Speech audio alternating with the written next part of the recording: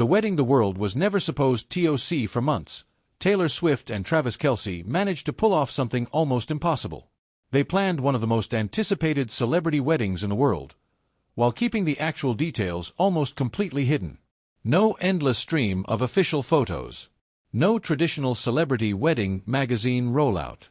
No live updates from inside the venue. No flood of carefully staged images released the moment the ceremony ended. Instead, there was secrecy, security, restricted access, and a wedding that seemed designed to make sure the public saw almost nothing. Until now. Because pieces of what happened inside Madison Square Garden have started appearing online, from the reported wedding decor and invitation design to details about the ceremony, food, entertainment, fashion, and even the games guests reportedly played during the reception. And suddenly, the biggest question isn't simply what Taylor and Travis's wedding looked like. It's this: how did any of this get out?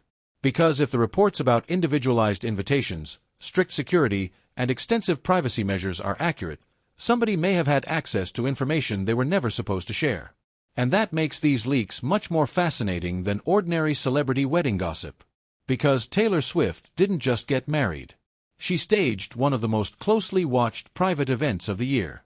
And now we're getting a glimpse behind the curtain. According to major reporting, Taylor Swift and Travis Kelce did indeed marry at Madison Square Garden on July 3, 2026, with Adam Sandler officiating, Austin Swift serving as Taylor's man of honor, and Jason Kelce serving as Travis's best man. Taylor's representative confirmed the marriage, and both wore Christian Dior haute couture designs created by Jonathan Anderson. The Washington Post.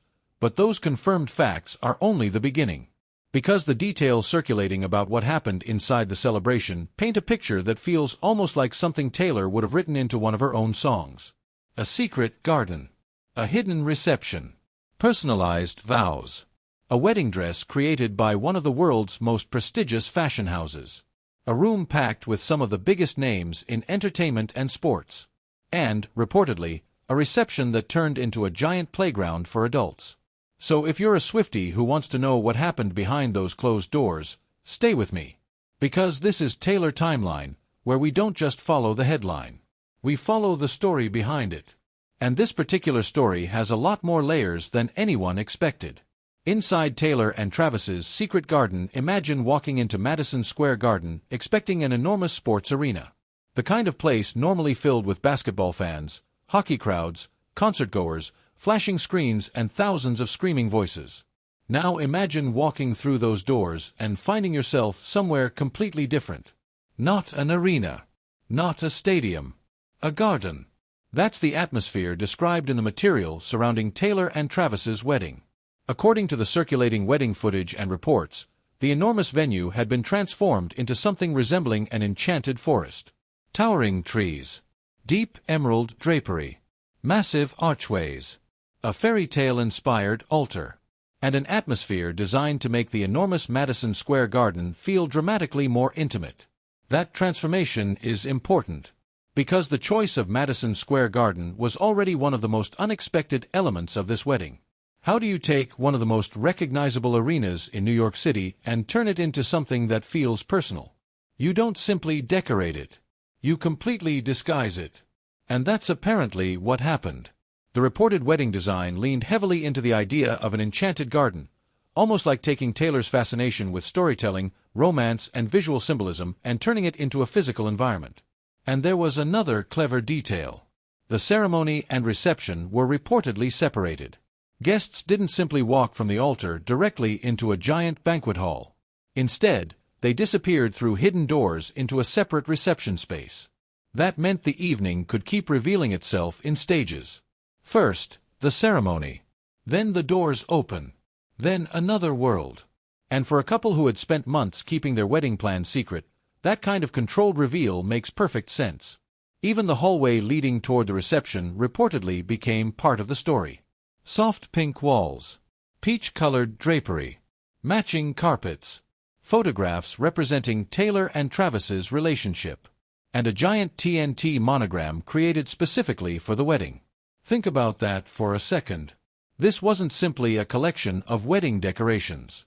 It was reportedly a visual timeline of the couple themselves.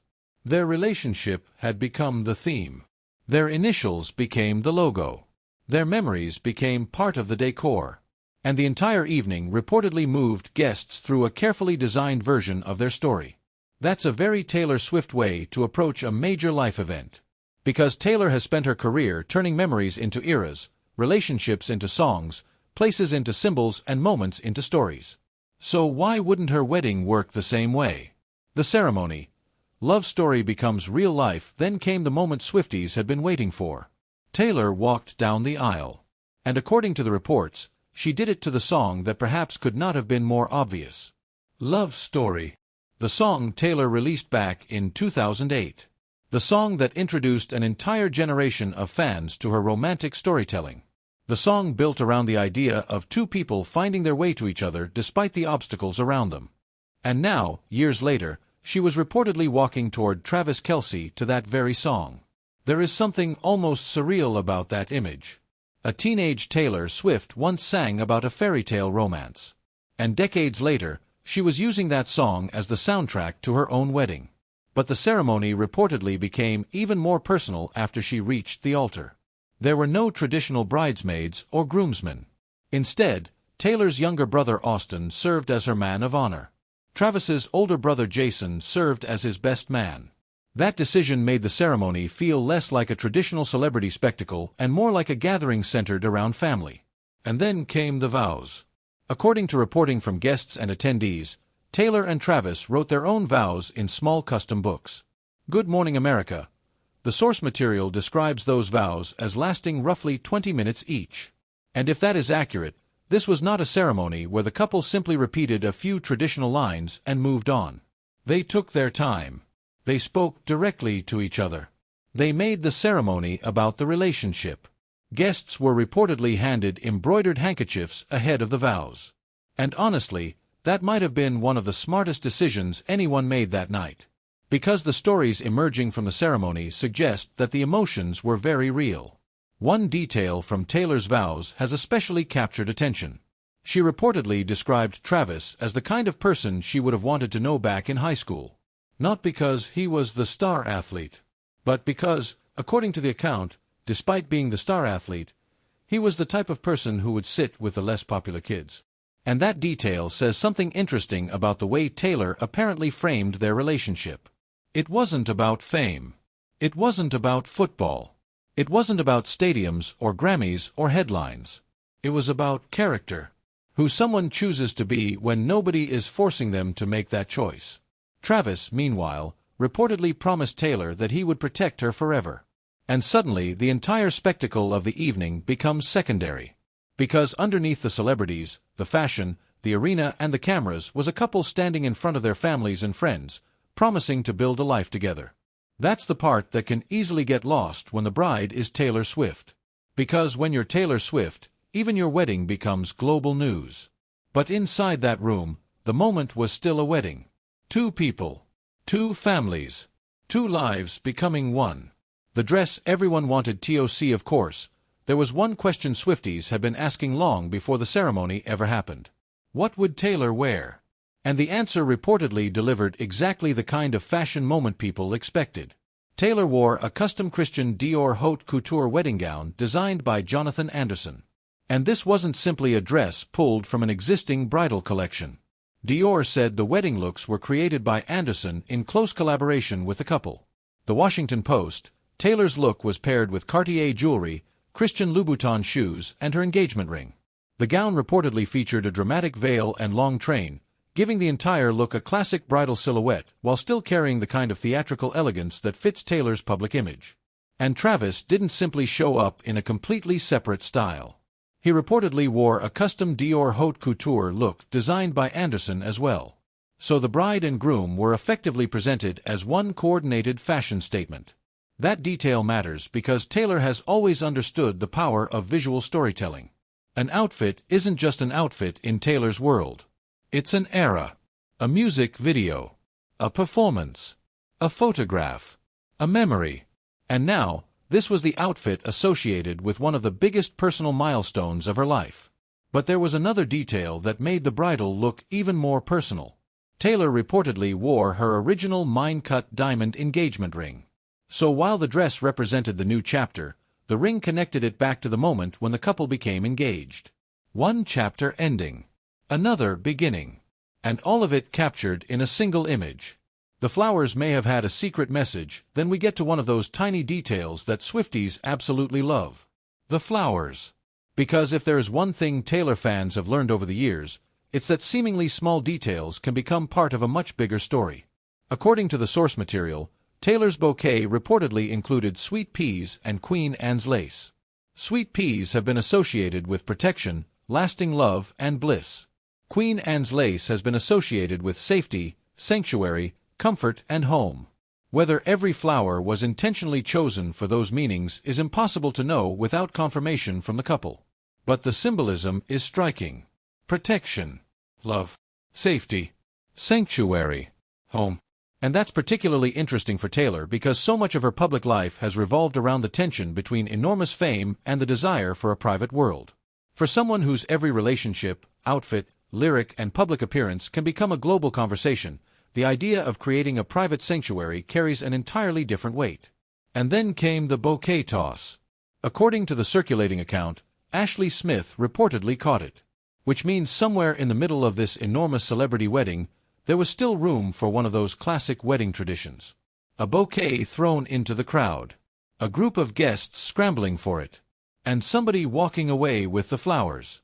Adam Sandler was the last person many people expected. Then came another surprise. Who would actually officiate Taylor Swift and Travis Kelce's wedding? The answer was Adam Sandler. And somehow, once you know the connection, it actually makes more sense.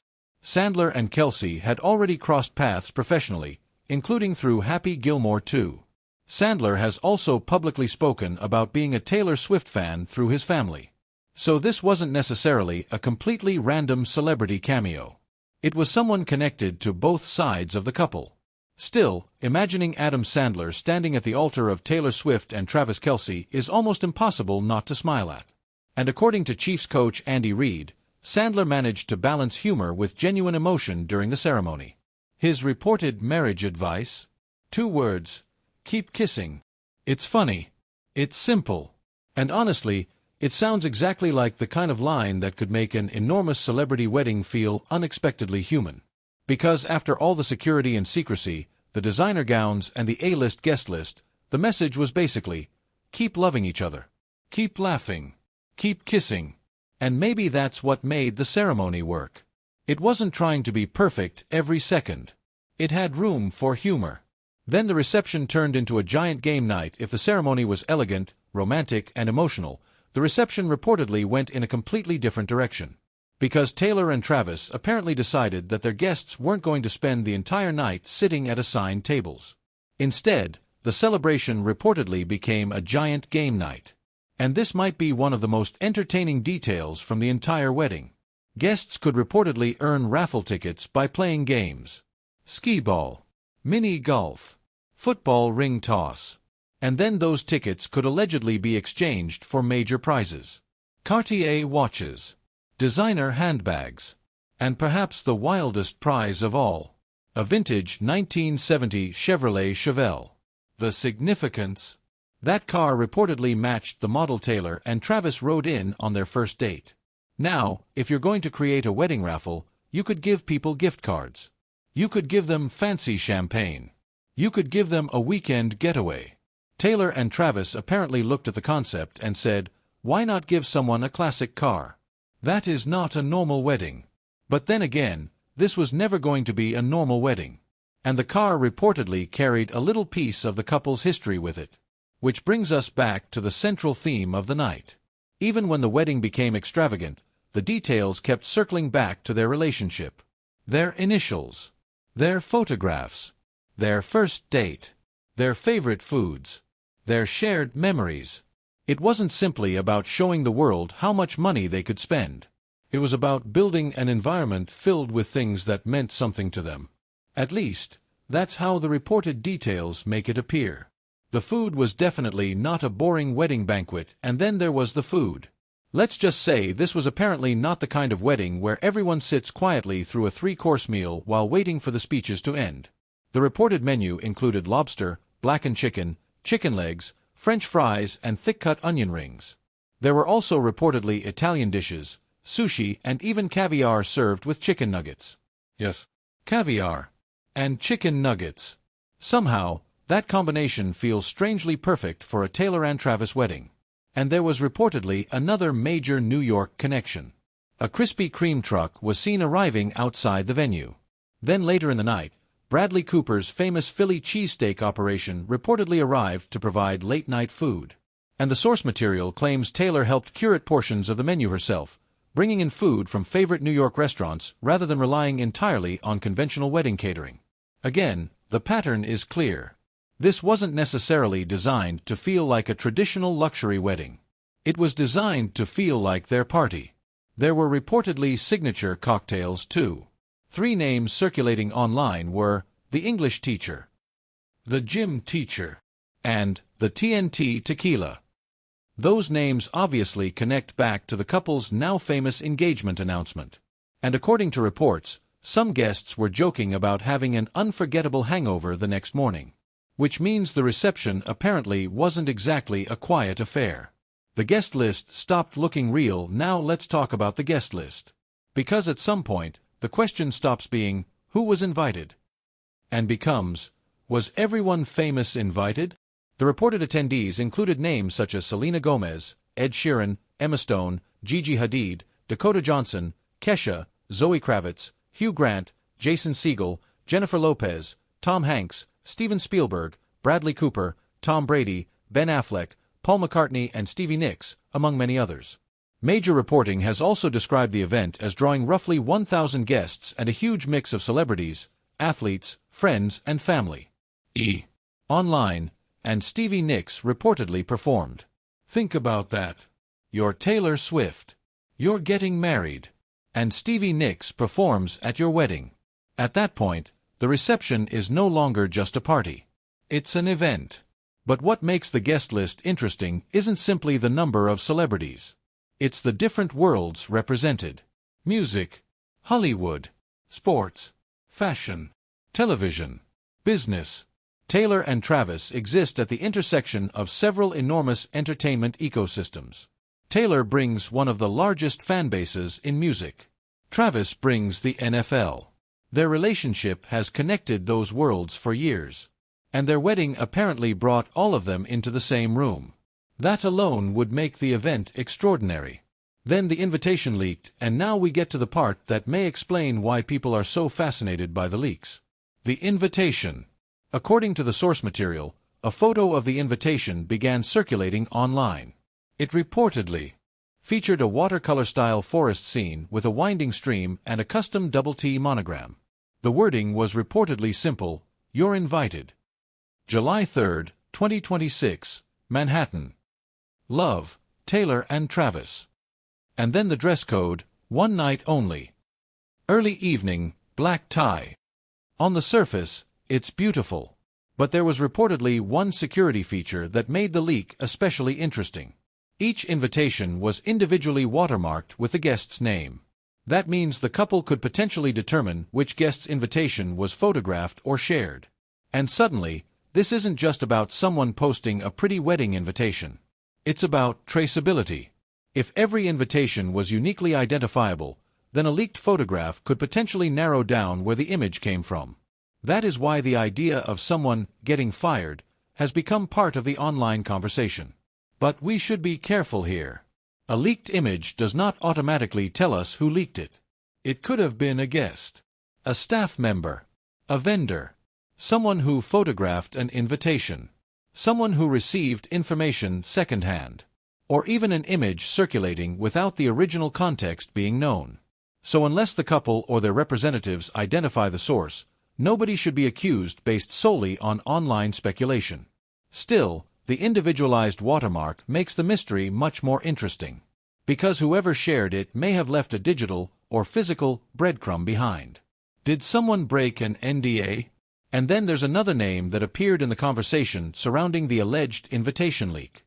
Ashish Ferguson. The source material suggests Ferguson may have posted an invitation image despite the privacy arrangements. But again, this is an allegation, not something we should present as established fact without confirmation. And that's important throughout this entire story. Because when Taylor Swift is involved, the internet can turn a single photograph into a full investigation within minutes. One blurry image becomes a theory. One missing guest becomes a theory. One celebrity standing beside another becomes a theory. One deleted post becomes a theory. And before anyone knows what actually happened, thousands of people are filling in the blanks. The same thing is happening here. But there is one thing we can say with confidence. Taylor and Travis went to extraordinary lengths to keep the wedding private. And that makes every leak feel bigger. The biggest mystery. Were cameras rolling for a wedding documentary? Now we reach perhaps the most interesting question of all. Why were there filming notices around Madison Square Garden? According to reports, guests and staff were warned that filming could take place and that people entering the venue might have their images captured. Similar notices reportedly appeared around the arena in the days leading up to the wedding.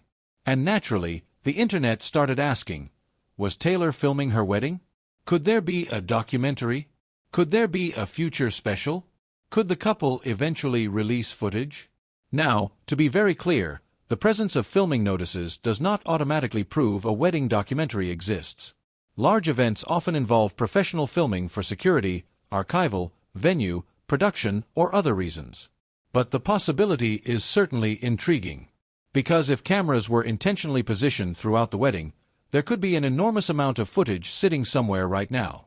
The ceremony, the vows, the reception, the performances, the speeches, the games, the private moments between family members, and potentially the moments the public hasn't seen. Taylor is also one of the most commercially powerful artists in the world. So the idea that an exclusive wedding film could someday exist isn't impossible. But until Taylor, Travis, or their representatives confirm such a project, it remains speculation. And that distinction matters. Because the fact that something could happen doesn't mean it will happen. Phil, imagine if it did. Imagine Taylor Swift eventually releasing an intimate documentary about the wedding that the world spent months trying to uncover. The footage already exists. The question would simply be whether she ever decides to show it. And if Taylor has taught us anything, it's that she knows exactly when to reveal something.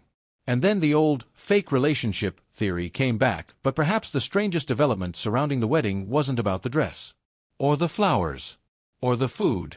It was the return of a theory that has followed Taylor and Travis almost from the beginning. Was their relationship real? Or was it a carefully constructed publicity arrangement? For years, people online have speculated about whether the relationship between the world's biggest pop star and one of the NFL's biggest stars was partly designed to generate publicity. The theory has always attracted enormous attention. Taylor already had one of the largest audiences on the planet.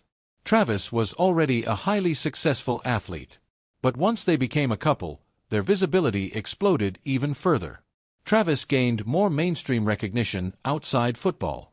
He appeared in commercials. He expanded into entertainment. He became increasingly visible in Hollywood. He took on hosting opportunities. And his podcast with Jason Kelce became an even larger media property. Meanwhile, Taylor's presence at Chiefs games brought enormous attention to NFL broadcasts. The relationship became a cultural event. And that is exactly why some people began wondering whether the publicity itself was part of the point. But here's where the story gets much more complicated. Because something being beneficial to both people does not prove it was manufactured. A real relationship can also generate enormous publicity. Two extremely famous people can fall in love and simultaneously become a massive marketing phenomenon. Those things are not mutually exclusive. And there is actual public history behind Taylor and Travis's relationship. Travis has spoken about attending Taylor's concert in Kansas City and attempting to give her a friendship bracelet with his phone number. He later discussed being disappointed that he hadn't been able to meet her. Taylor subsequently attended a Chiefs game in September 2023, and the two became increasingly public together. Later, Taylor said they had actually been spending time together privately before the public saw them at the game. She explained that they had already been a couple by the time she appeared in the suite, and that they intentionally didn't want to make their first date public. That detail is important, because it means the public timeline was not necessarily the actual relationship timeline. And Taylor herself has said that they had a significant period of time together that the public didn't know about. That is very different from a relationship that existed only for cameras. The moment that changed everything, Karma is the guy on the Chiefs, then came the moment that made the relationship almost impossible to ignore. Buenos Aires, November 2023. Taylor was performing during the international leg of the Eras tour. Travis had traveled to see her. And during Karma, Taylor changed one of the lyrics. Instead of singing about the guy on the screen, she sang, "Karma is the guy on the Chiefs." The crowd exploded. And Travis later admitted that even though he may have had some idea she was going to do something, hearing her actually say it still shocked him. That moment became one of the defining snapshots of the early relationship. And it's worth remembering just how unusual the situation was. Taylor had spent years controlling her public image. Travis had built his career in a completely different world. Yet suddenly, the two were crossing into each other's spaces. She was showing up at football games. He was showing up at concerts. Then eventually, he was stepping onto the Eras tour stage. And that brings us to another moment that became impossible for fans to forget. Travis on the Eras tour stage. Taylor's "I Can Do It With a Broken Heart" transition during the Eras tour was already one of the most recognizable parts of the show. Normally, Taylor would be dramatically revived by her dancers before changing into the outfit for the next section. But when Travis joined the performance, everything changed. He came onto the stage. He helped with the theatrical routine. He helped carry Taylor. He participated in the joke. He even appeared to help with her makeup before leaving the stage. The crowd absolutely lost it. And yes, if you're watching that moment from the outside, it's easy to ask, was this genuine? Was this playful? Was it planned? Was it part of the show? The honest answer is that a public performance cannot prove the private reality of a relationship. But it does tell us something about their willingness to publicly participate in each other's worlds. And that became one of the defining characteristics of their relationship. Taylor didn't just attend Travis's games. Travis didn't just attend Taylor's concerts. They started appearing inside each other's professional environments. That's a much bigger step than simply being photographed together. The contract that set the internet on fire, and then came the alleged relationship contract. This is where we need to slow down. Because this part of the story is very different from the wedding details. The source material describes a document circulating online that allegedly outlined a planned breakup announcement between Taylor and Travis. The document reportedly included a specific date and even language about how a breakup statement would be presented. If real, it would obviously be explosive. But there is a major problem.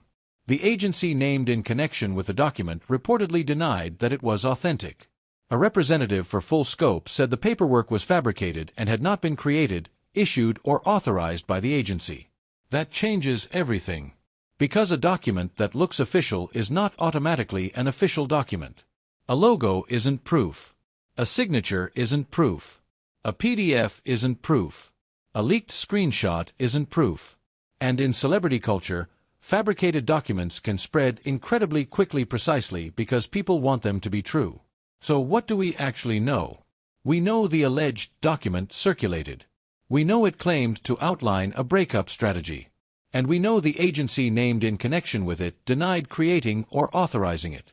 That means the document should be treated as unverified and disputed, not as proof that Taylor and Travis have a fake relationship. And that's an important distinction.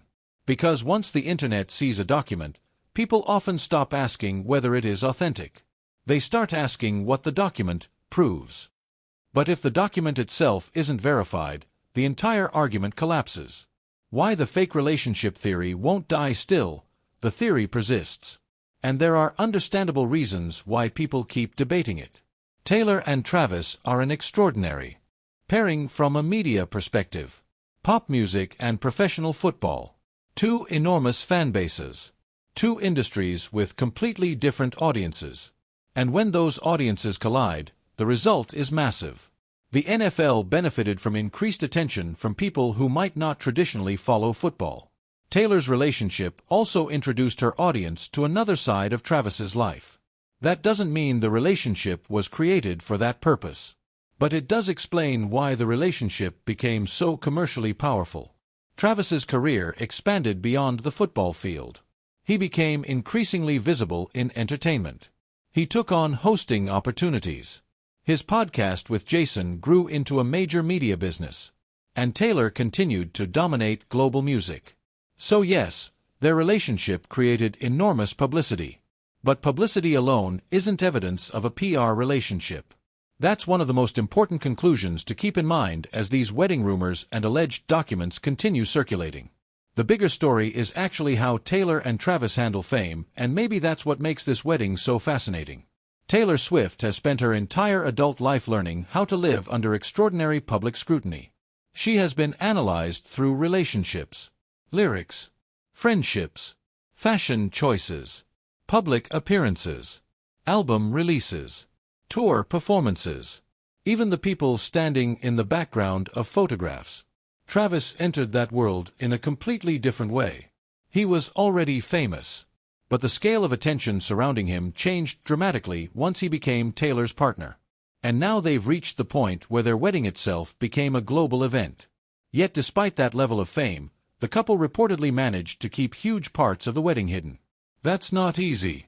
Especially when you're hosting around 1,000 people. Especially when those people include some of the most recognizable celebrities on the planet. Especially when phones, cameras, and social media exist everywhere. And especially when the world is desperate for photographs. The fact that so much remained private may actually be the most impressive part of the entire wedding. What the leaks reveal about Taylor: look at the details we've discussed. The garden. The photographs. The custom monogram, the personalized vows, the family roles, the custom Dior gown, the flowers, the games, the food, the classic car, the signature drinks, the guest list, the hidden reception, the reported filming, even the invitation. Almost everything has a theme: memory, storytelling, personalization. And that's exactly what Taylor has done throughout her career. She takes moments that could be ordinary and gives them narrative meaning. A scarf becomes a symbol. A number becomes an Easter egg. A color becomes an era. A city becomes part of a story. A relationship becomes a song. And now, a wedding becomes its own universe. Whether every leaked detail proves to be accurate or not, the broader picture is remarkably consistent. Taylor and Travis appear to have wanted their wedding to feel personal rather than generic. And that may be why fans are so interested. Because Swifties aren't simply interested in seeing a celebrity wedding. They're interested in the story. What did Taylor choose? Why did she choose it? What did it mean? Who was there? What songs were played? What details connect back to her past? What details point toward her future? That's how Taylor has trained her audience to experience her life and career. Every detail becomes potentially meaningful. And now we have to ask, what happens next? The wedding is over. The vows have been exchanged. The reception has happened. The guests have gone home. Taylor and Travis are officially married. And yet, somehow, the story is still getting bigger. Taylor has already been spotted publicly since the wedding, including a recent outing in London, while Travis has returned to Kansas City Chiefs training camp. ELLE, that means the next chapter is no longer about whether they will get married. They already did. Now it's about what marriage looks like for two people whose lives are followed by millions. Will Taylor return to music with a new era? Will she release more music connected to this chapter? Will Travis continue expanding his entertainment career? Will the couple eventually release official wedding photographs? Will there be a documentary? Will fans ever see the full ceremony? Or will Taylor and Travis keep the most important moments entirely for themselves? Those questions don't have confirmed answers yet. And honestly, maybe that's the point. Because Taylor has spent years proving that she doesn't have to reveal everything. Sometimes the most powerful thing she can do is leave something unseen. The real reason these leaks matter: at first glance, this entire story might look like another celebrity wedding story. A famous couple. A beautiful venue. Designer clothes. Celebrity guests. Expensive food. A giant party. But underneath all of that is something much more interesting. Control. Taylor Swift has spent years trying to reclaim control over her own narrative. And when your life is watched at this level, privacy becomes incredibly valuable.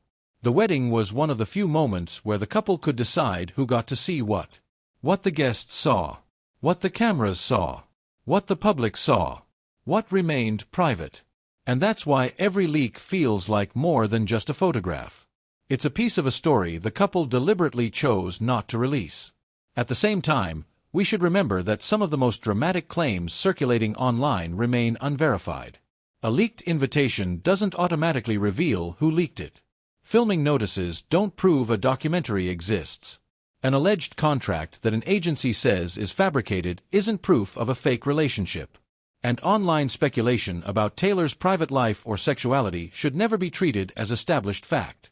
There is a difference between analyzing public events and pretending we know someone's private thoughts. And Taylor's story deserves that distinction. From the friendship bracelet to the wedding ring, and perhaps the most satisfying way to look at this entire timeline is to go back to where the story began. A football player went to a Taylor Swift concert. He wanted to meet her. He couldn't. He joked about it publicly. He had made a friendship bracelet with his phone number. Taylor later showed up at his football game. The internet exploded. Then came more games. More concerts. More public appearances. Then the Buenos Aires lyric change. Then the Eras Tour stage appearance. Then the engagement. And finally, Madison Square Garden. A wedding. A Dior couture gown. A custom monogram. Family members standing beside them. And thousands of people celebrating. Whatever someone believes about Taylor and Travis, there is one undeniable reality.